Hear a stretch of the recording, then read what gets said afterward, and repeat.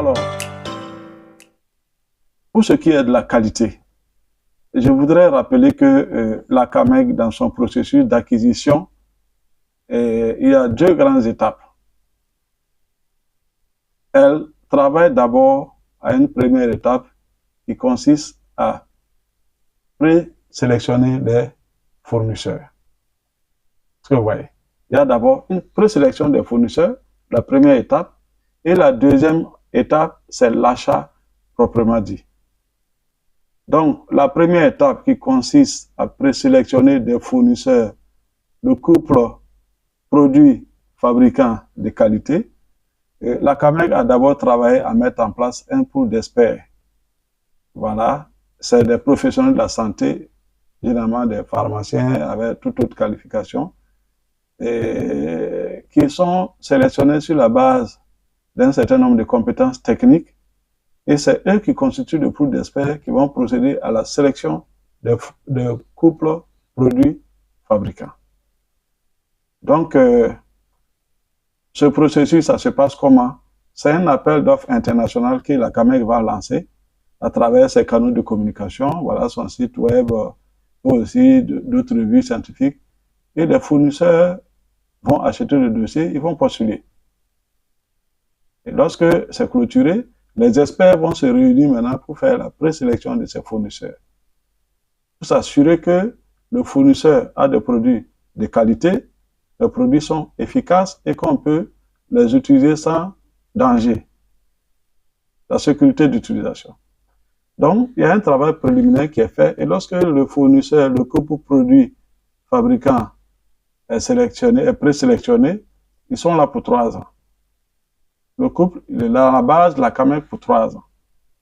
Et lorsque la CAMEG veut passer maintenant une commande d'un produit quelconque, généralement c'est des fournisseurs qui sont connus dans la livraison d'un certain nombre de produits. Donc, s'ils répondent aux besoins, la CAMEG va faire maintenant une consultation récente. Peut-être que parmi dans ce pool de fournisseurs, on va choisir 3 ou 4, et puis on procède à une consultation récente. Et celui qui est retenu sur la base d'un certain nombre de critères bien spécifiques aussi, c'est lui qui va livrer le produit.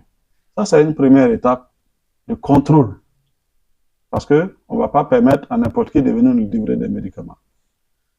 Alors, la deuxième étape, lorsque le fournisseur est retenu et que les produits sont livrés, on ne les met pas directement à la consommation. La CAMEG a des magasins quarantaine. Donc, le produit va être stocké à ce niveau après la réception. Et on va s'assurer, on va procéder à des contrôles de qualité.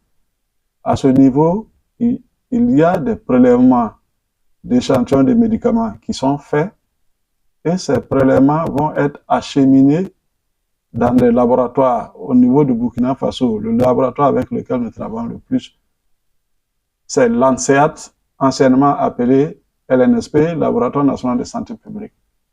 Et lorsque ce laboratoire finit son travail, il produit des résultats et ces résultats vont revenir au niveau de la CAMEG. Ces résultats vont être d'ailleurs comparés à un certificat d'analyse aussi que le fabricant, lorsqu'il finit de produire le médicament, il fait aussi son contrôle de qualité à son niveau.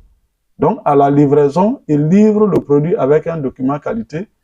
Voilà, c'est le certificat d'analyse du fournisseur. Donc, voilà 2 documents qu'on va comparer.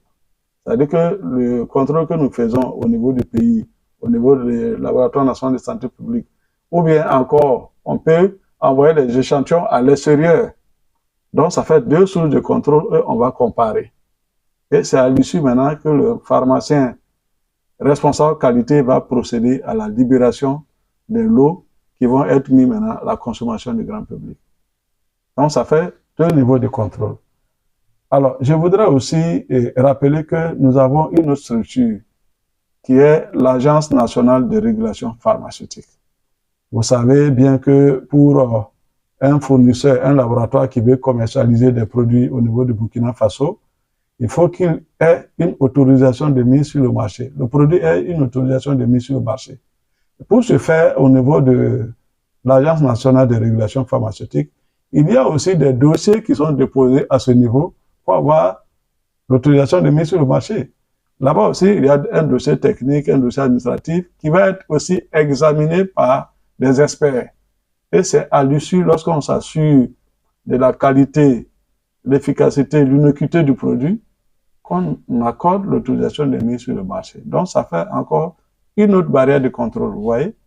Et c'est tous ces éléments réunis, toutes ces dispositions prises qui nous permettent vraiment d'accepter un produit sur notre marché afin qu'il puisse aller dans la chaîne de distribution et arriver au niveau des consommateurs.